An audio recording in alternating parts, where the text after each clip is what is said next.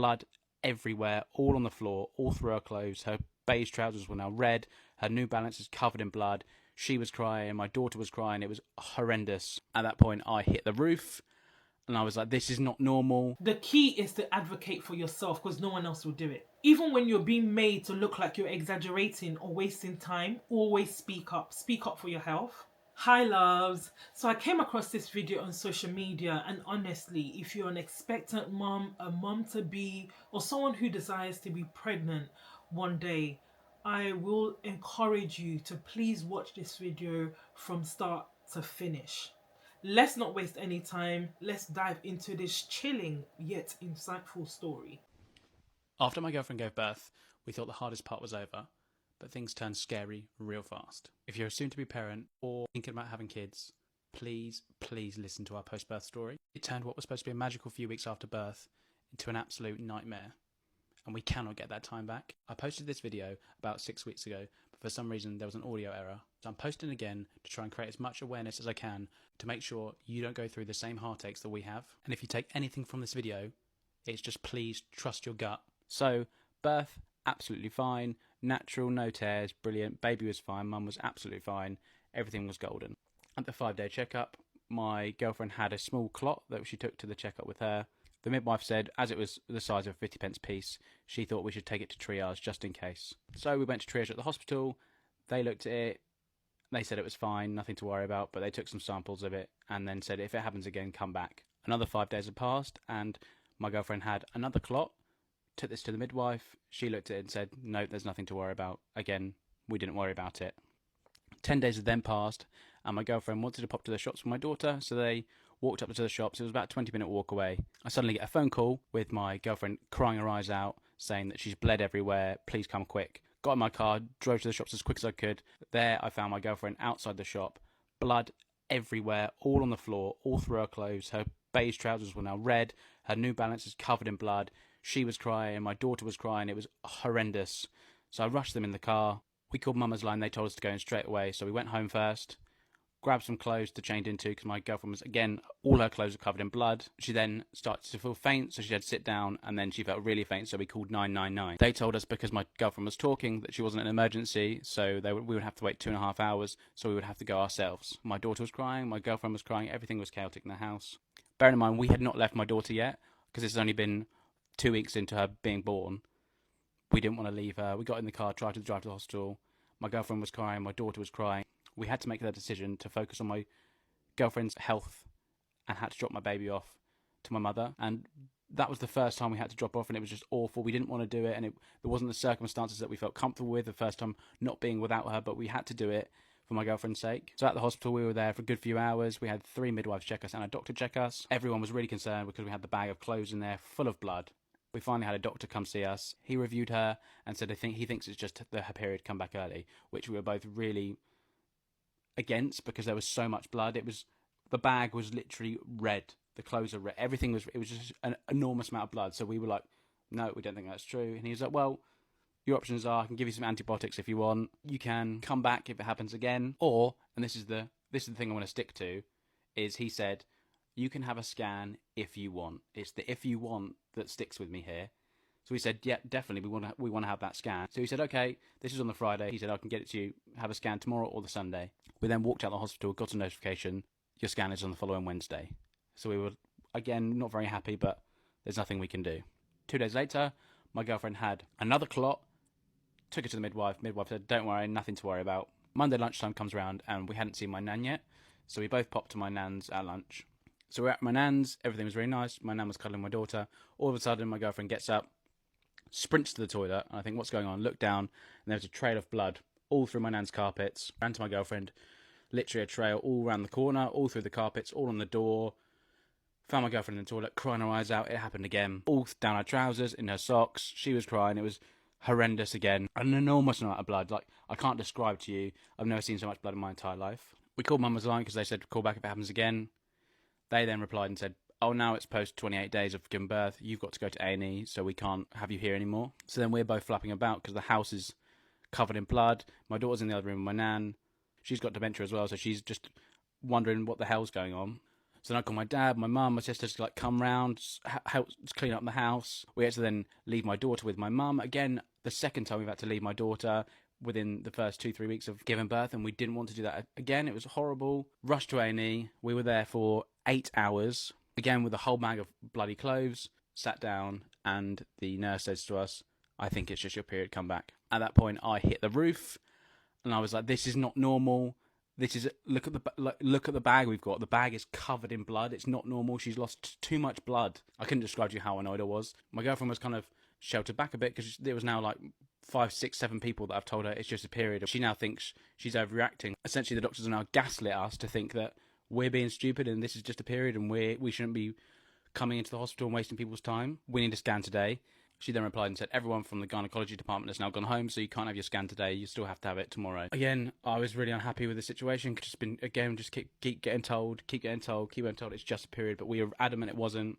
As we left, my girlfriend said, "I don't think I want to go to the scan tomorrow. I think it's just a waste of time. They're just going to tell us it's my period again, and I'm going to feel stupid." So 24 hours passed.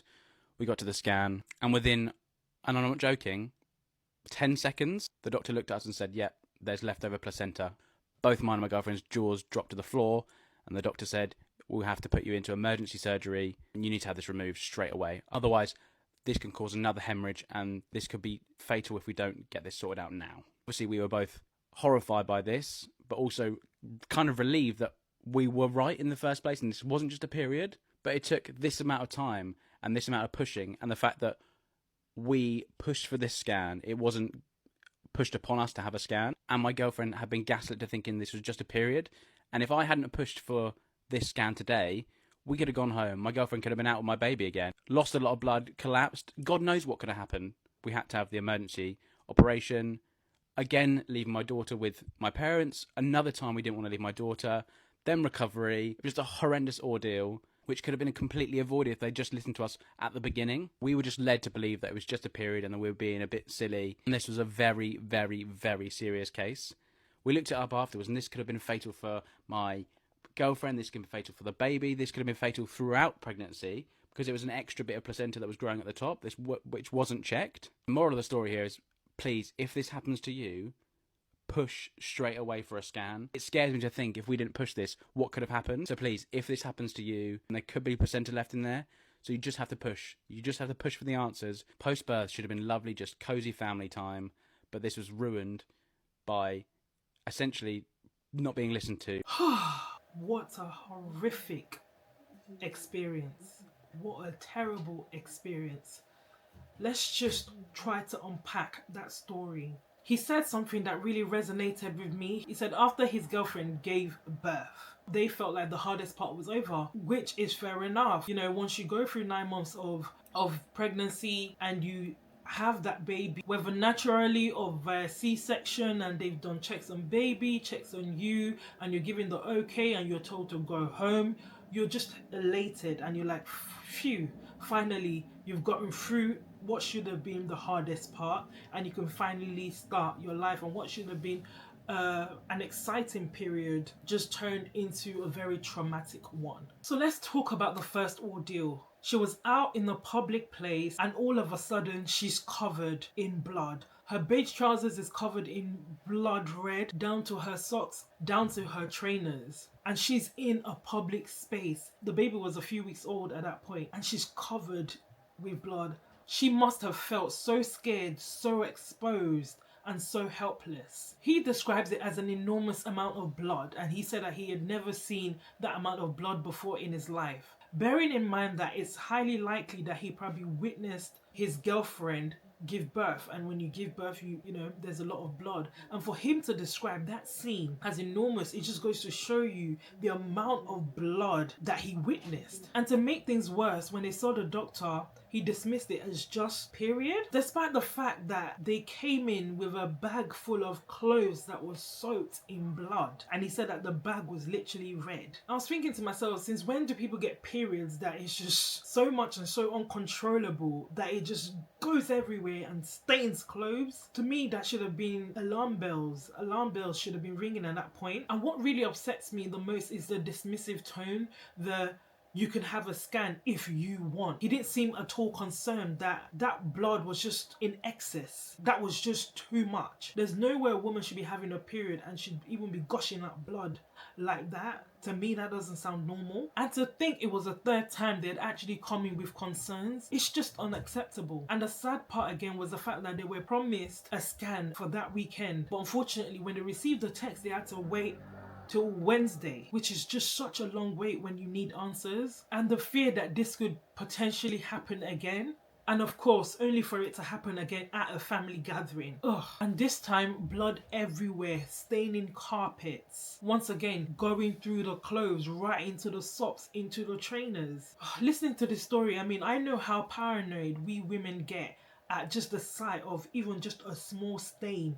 And sometimes we're conscious and just making sure that everything is intact. And, you know, when we're on our periods, the stains do not make their way out. And we do everything to make sure that everything is intact. But then to experience a hemorrhage, to experience this level of bleeding, it's just so sad. And once again, when they go over to the hospital, the nurse also tells them it's your period. Like, are you being for real? Second time around. This time around, it took this guy here to literally lose it and say, no, it just cannot be. And what surprised me is that this is a man who's never had a period, but yet he's able to speak up and say, no, that's not right. No, that cannot be a period. And to me, that's really shocking, because I'll expect a doctor and a nurse to have picked that up. Because even me just listening to the story, I'm not in the medical field, but I know that that's not right. Something is not quite right. At this point, the both of them felt so gaslit that his girlfriend started to question herself. They had 6 to 7 professionals tell them it was just her period. It was her first delivery and she didn't know what to expect. She got to a point where she was believing them and was actually going to skip that scan. She felt like she was wasting everyone's time, and that's just the worst feeling you can have when you know that there's something wrong, but they're actually making you feel like there isn't, and you're wasting people's time. Honestly, guys, that part really broke me. Thank goodness that they went for that scan, and within seconds, that scan showed that they had a retained placenta, which is a serious, potentially fatal complication. All of this could have been avoided if they had just listened to them right from the start. I'll be honest, this is the first time I've heard of this complication called retained placenta. I looked into it, and here's a midwife explaining what a retained placenta is. What's a retained placenta? Well, a lot of people don't even know or see a placenta. So a lot of you will know that baby is in a bag of waters and is attached to the mum via the umbilical cord, and the placenta that sort of embeds on the wall of the uterus, and that's where baby gets all his or her nutrients. So the baby comes out, is birthed, and as baby comes out, you can see that the cord is still attached, and the cord still goes inside the mum and is attached to the placenta, which is still attached to the uterus. Once baby is born, we leave it so that we don't cut and clamp the cord straight away. We leave it and wait till baby has got all that blood out of the cord, and then we clamp it and cut it. Then, whether you choose to have an active third stage, so an injection in your leg, or whether you want a physiological third stage, so your body waits to expel the placenta on its own, the placenta comes away from the wall of the uterus. When the placenta has come away, that then allows the uterus to really clamp down and seal off, if you will, those blood vessels that were supplying the placenta. So it's our job as a midwife to check the placenta. We check and record that that placenta is complete. So we literally feel it, look at it, ensure that it looks like it's all there. Because there are little sections called cotyledons on the placenta. If one of those little bits of the placenta is left inside, what it means is the uterus can't clamp down. It's trying and it can't. That can cause excessive bleeding. Maybe that the placenta doesn't want to come out at all. If it doesn't, just not coming out and there's quite a lot of time gone by, often you will then be transferred into an operating theatre, given a really good pain relief, given a spinal anaesthetic, where the doctors can help manually remove that placenta. There can be another problem though. If you go home and then start some unusual bleeding. If you think it's becoming heavier rather than lighter, get in touch with your triage unit. You might need checking for parts of a retained placenta. So even if there's just the tiniest bit of that placenta left inside, it causes problems. That can be increased bleeding or it can be infection, and it definitely needs checking out. Hope that helps. This story really resonated with me because I went through something similar when it came to just advocating for myself and pushing. So with my fourth pregnancy, I remember it was a week before my due date and I was sitting on the sofa doing homework with the kids. I felt my knickers was wet, and when I checked, I could see that the sofa was wet as well. Like the little area I was sitting was wet, small wet patch. I got up quickly, I went to the toilet. I knew it wasn't like I had weed on myself, but when I went to the toilet, the water just kept gushing and I was like, oh wow, my waters had broken. Surprisingly enough, this was my fourth pregnancy and had never experienced my waters breaking naturally. I would always have them broken during delivery.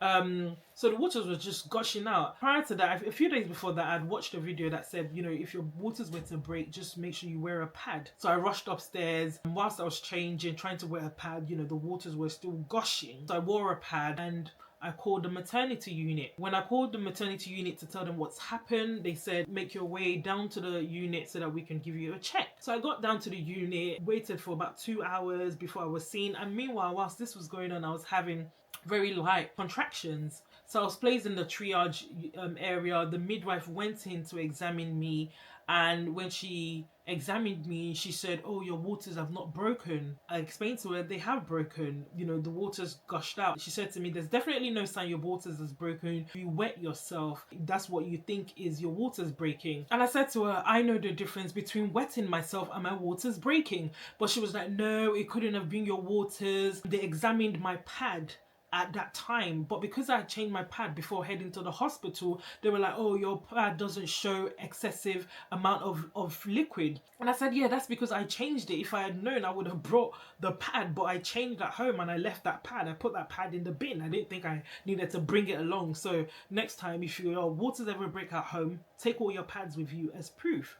And she said, you've wet yourself. I said, I'm old enough to know. I might be pregnant, but I mean, I've been pregnant for the past 9 months, and I know when I needed to go toilet. I've never wet myself during this pregnancy. Anyway, she said, oh, well, I'm gonna have to get another senior midwife to check you. Okay, so we waited a few more minutes. They sent another senior midwife in. At this point, I'm actually feeling like, hold on, she's actually trying to make me look stupid. My husband is there. He actually witnessed this. So I'm like, you saw what happened. You saw. I'm like, literally, water was just gushing. It was uncontrollable. That was not urine. And it wasn't, the color was not, it wasn't the color of urine. It was white. It was clear water. And it was just bish, bish. It was like a rainfall. How is that urine? And I explained it to them. Like, those explanations, it's only someone that's witnessed it. It's only someone that's experienced it that can give you that level of detail. Anyways, they called in the more senior midwife. She came in, she examined me, and she said, oh yeah, your waters haven't broken. Everything looks normal. At this point, I just couldn't believe it. I'm like, are these people actually being serious? And they were trying to gaslight me to make me think I was lying and to make me look stupid. And my husband was there. I was like, hold on a minute, we both know what we witnessed. And I'm just thinking to myself, oh my God, how do I prove to these people that my waters did break? But I was insistent. I pushed. I said, well, I know what I experienced. And they're staring at me. They're looking at me like, you're crazy. Your waters did not break. Anyways, they saw that I wasn't ready to give in. So they said, oh, we're going to get a senior, I think it was a senior doctor, who will come in and we'll have a look through a scan. Do you want a scan? And I said, yes, absolutely. At this point, to be honest with you, I was 100% certain. So I know where his girlfriend is coming from. I was 100% certain that the scan was going to say that my waters were not broken. I was so certain. Anyways, we waited a few minutes, about 15 minutes. So they came in with this scan machine. I'm just going to insert a picture, and they put all these things on me. And literally, within 5 seconds, I'm not joking, within 5 seconds, just like this guy had said what happened to his girlfriend, within 5 seconds, the senior doctor said to me, yep, your waters are broken. And she just packed up her stuff and then she just left. It was like, I was so shocked. Even though I had been saying it since I got there that my waters was broken, but by the point of the scan, I had been made to believe that my waters are not broken. So I was expecting for her to tell me that my waters are not broken. So she says to me, less than 5 seconds, yep, your water's broken. Me and my husband looked at each other. We were shocked. We've been going back and forth with these other midwives. We've been here for over 2 hours, going back and forth about my water's broken. And then this woman comes in within 5 seconds. She tells me that my waters have broken. And I was thinking to myself, so where was the scan machine all throughout? Why did you not bring out this scan machine? So I said to this doctor, I said, so how do you know? How do you know from this machine? She said that it showed that your level of water has dropped. And this woman leaves the room. So the midwife who attended to me, she comes back into the room and she's like, oh yeah, your waters have broken. And I was like, well, that's what I was trying to tell you. And then I was like, oh, so what happened? Why were you telling me that my waters had not broken? And listen to this. She said what happened was that, yes, my waters broke. But what then happened was that the baby then put himself in a position that then blocked the hole where the water was coming through. And that's why they couldn't tell that my waters had broken. So at that point, I thought to myself, so you knew there was a possibility that what I'm saying was true, but yet you did not think to explore all other avenues as to why the physical examination was showing that my waters are not broken, but what I was telling you is that my waters are broken. You didn't think to explore that. Knowing fully well that this wasn't even my first pregnancy, it was the 4th pregnancy. So I'd like to think I have a little bit of experience. In their situation, they even took evidence. They took a whole bag full of blood. And they were saying to me, oh, I didn't come with my pad. So even if I'd gone with a pad, they wouldn't have even believed me because they went with a whole bag of blood and they were still telling them otherwise. So I thought to myself, so you knew there was a possibility that my waters could have broken, but the baby has blocked the hole from where the waters were coming through. And yet you were trying to convince me that what I'm saying is not true. That I wet myself continuously, just urinating on myself, gushing, just urine gushing out. I mean, urine hadn't gushed out like that for the past 9 months of me carrying this child. All of a sudden, when I'm close to my delivery date, a week to my delivery, it's just urine gushing and not water. Anyways, obviously when waters break, I knew the seriousness of it, hence the reason why I had called them that evening. They then scheduled me, they said it was either they induced me right there and then, or for me to come for an induced labour within the next 24 hours if I do not get into active labour. And that's the labour story is another story for another day, but I was back within, so I was sent home, so I went back home because I wanted labour to start actively, and eventually I was back in the hospital within like the next 2 hours in full active labour. But what was so scary for me is the fact that they were telling me that my waters had not broken. I could have gone home, believed them, because they had convinced me and just gaslighted me, and I could have gone home and just gone about my business and just put my baby in danger just because I wasn't being listened to. And it was at this pregnancy, and this, like I said, this was my 4th pregnancy, that I realized the importance of you advocating for yourself. Don't let anyone make you feel stupid or make you feel like what you're saying isn't true. It's your body, it's your experience. They were not there when my waters broke, but I was there. I witnessed it. I experienced it.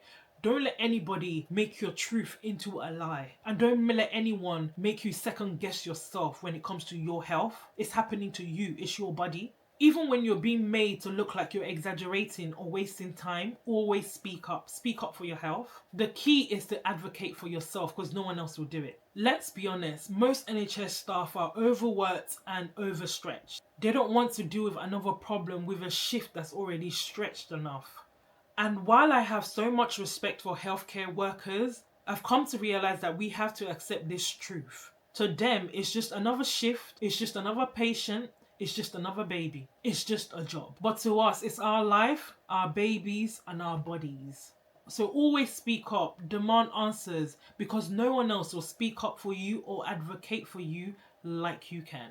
It's funny because after having my baby and just thinking about this, that we need to advocate for ourselves, a few weeks later I saw this midwife post this video. I'm just going to play that video now. Okay, this is a quick one. There is no midwife, there is no nurse, there is no doctor that will ever, and I mean ever, love your child more than you love your child. We are people in uniform. Yes, we went to school, but this is our 9 to 5. Most times we go home and we don't even remember who we're looking after.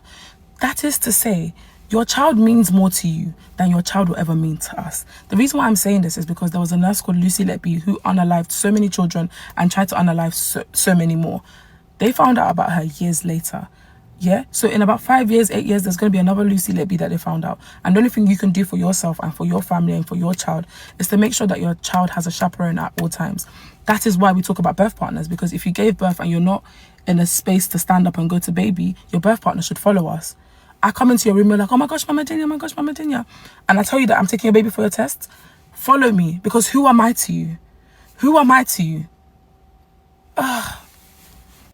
So learn to advocate for yourself. It's just a 9 to 5 for healthcare workers.